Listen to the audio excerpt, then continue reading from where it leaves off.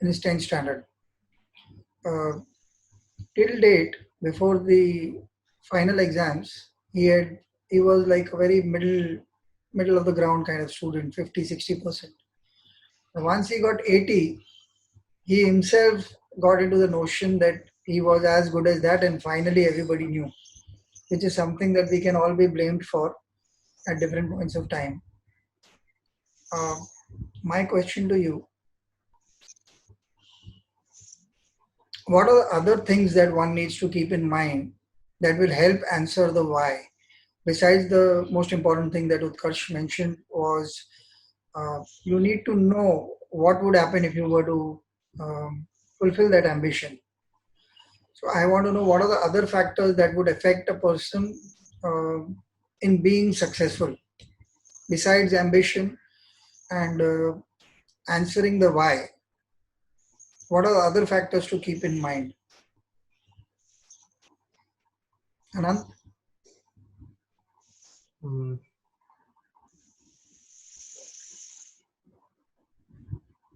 Honestly, that's it's a pretty comprehensive thing to say, your ambition in addition to why, because the why in itself is profound, and uh, it invokes within you a sense of responsibility towards others and towards the community that shouldn't be shirked off in your quest to realize your ambition. So in the earlier example, if your ambition is to be the richest man, which in an ideal society, and not to sound too political, in an ideal society, that's a fair enough ambition to have. But it would be wrong of us to assume that we live in a meritocratic society where you striving to be the richest man alive is not going to be at the expense of immiserating others. So that's where you need to ask the why question, to invoke within yourself and your conscience a sense of responsibility. Yeah. Okay. I have a I have a very farcical answer to that actually. Uh, the why was answered by this kid that I was talking to. He said he wanted to buy a Lamborghini, the best music system, and just have the good life, uh, which unfortunately, I am not of that mindset per se. But well, who is to stop anybody from thinking like that? So it has no sense of responsibility towards the society per se. This is just to put across a point. I don't have a question on that. I'm just making a point. So now the question that arrives further to what he said, I would take your answer as to have a sense of humility that you are one of the people in the world. Finally, you're not the be all and end all of everything. So if you are a part of the society and your actions, your ambitions, your achievements or the lack thereof is going to uh, affect all of us. So there is a sense of social responsibility we have to have. Anything else you would want to add, Utkarsh, to that?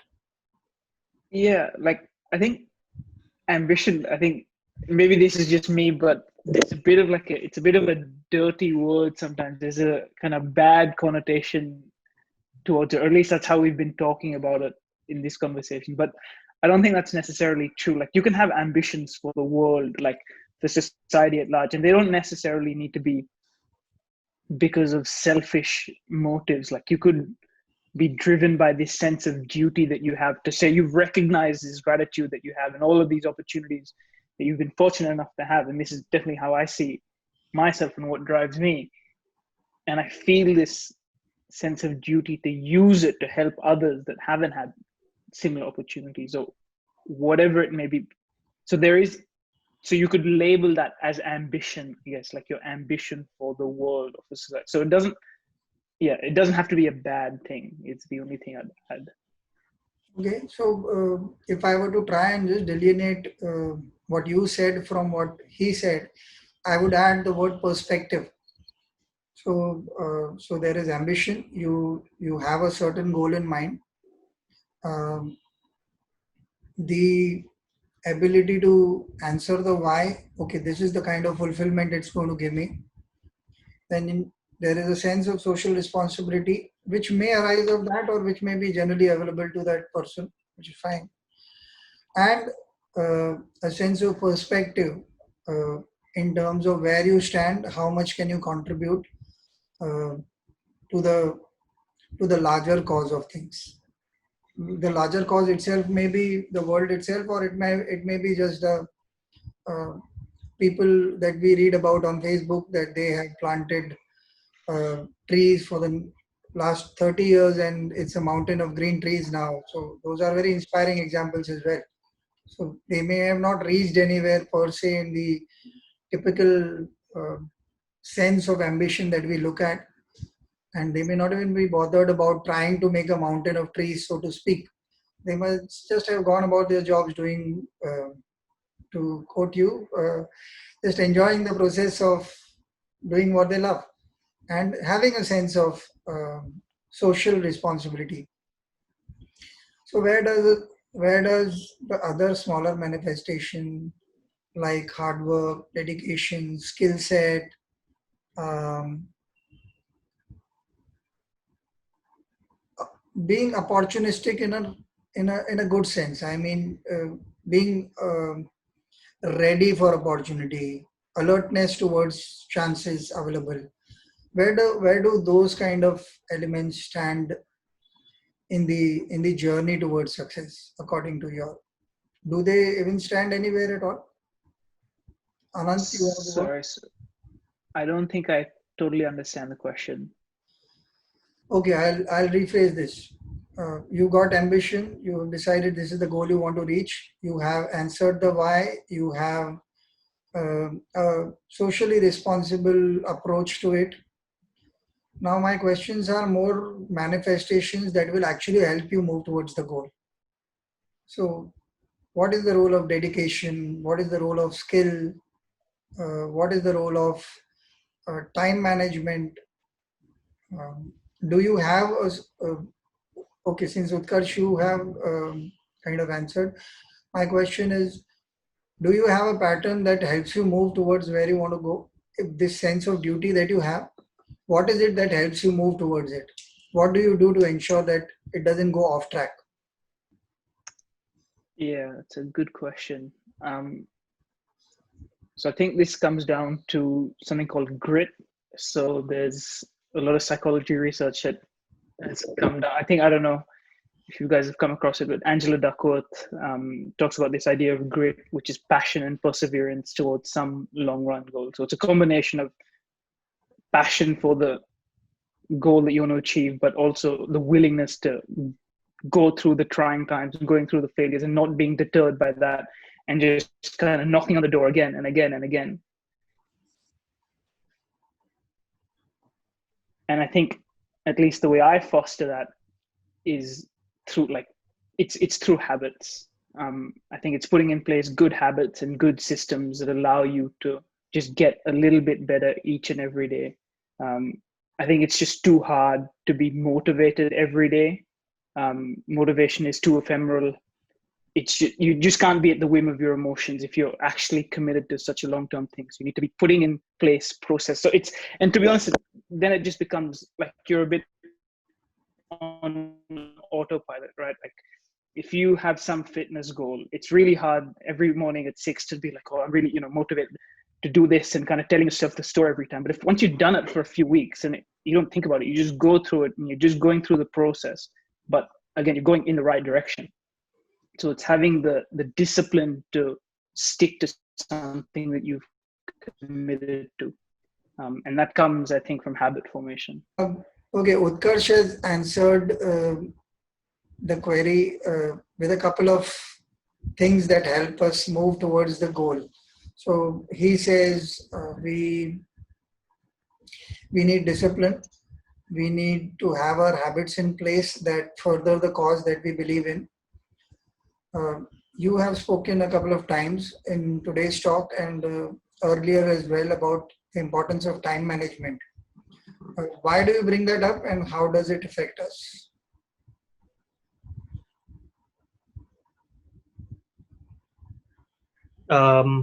So where I think time management does come in is in your quest of realizing your ambitions in your day-to-day life, since you are reconciling yourself with the practicalities, you may not necessarily have the liberty of dedicating your entire workings of day-to-day towards realizing your ambition. So to cite a personal example, I had to give a couple of entrance exams and stuff to get into a university abroad, which I'm sure everyone knows the struggle of having to prepare for two different things while already being engaged in a certain degree. So, in my time in my bachelor's at Xavier's, the course was quite time consuming in addition to all the extracurriculars that were pushed upon us. So the way that I learned to prep myself for London and to read the relevant material to prepare myself for the questions, um, importantly to tackle the bureaucracy that came with the visa applications and getting my documents in order. I used to manage to squeeze in dedicating my time to that earlier in the morning. I used to wake up earlier than usual to try and get some things figured out before I head off to college. And if I hadn't dedicated that 1 hour or 45 minutes every day in the morning in my lead up to my application, I wouldn't be here today.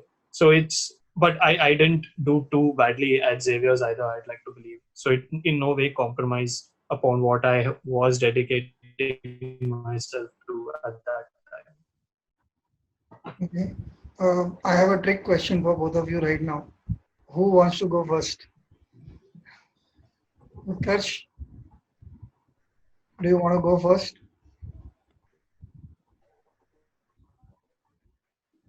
Sorry, I think you cut out. I didn't I catch the question. Yeah, I have a trick question, so I'll go first with you. When did you last work against your ambition, and how did you realize that you were working against it? Yeah,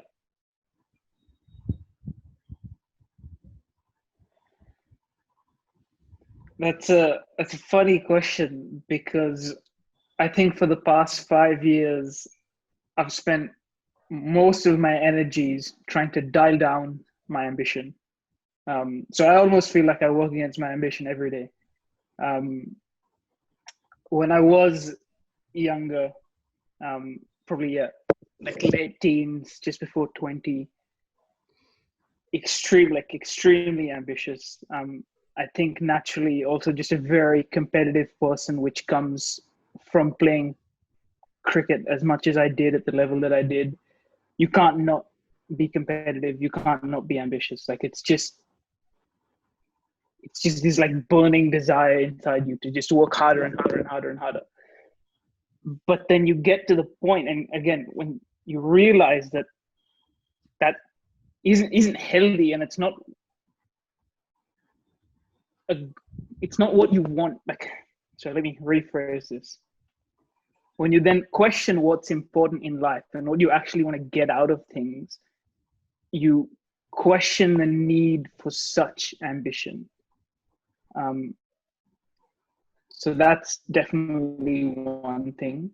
And I think recently, in my mind at least, I've reframed my ambition from a desire of personal success to duty to serve and to use my privilege to, better the world in whatever way I can.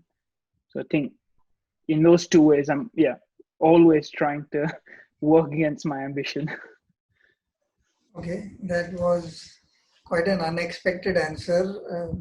I thought I would finally trip you. Anant, are you going to come up with a wise answer, or are you going to give us an what I would call an otherwise answer? Um, I mean, I can relate to what Utkarsh is saying, and this I can link this to our previous podcast on purpose, where Correct.